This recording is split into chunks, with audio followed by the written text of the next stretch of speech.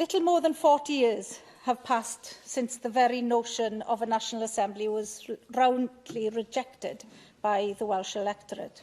In sharp contrast, by 1999, the architects of progress to whom we are all indebted had won hearts and minds, laying the first building blocks of the new Wales.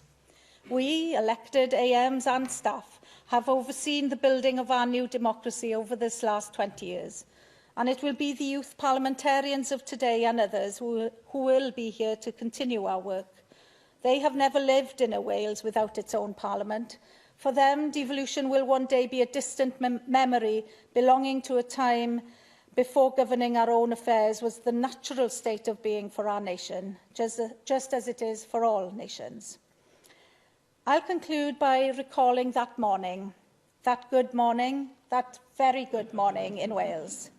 Well, it's not even lunchtime yet, and the day still holds much more in store for us to do. Diolch yn fawr iawn.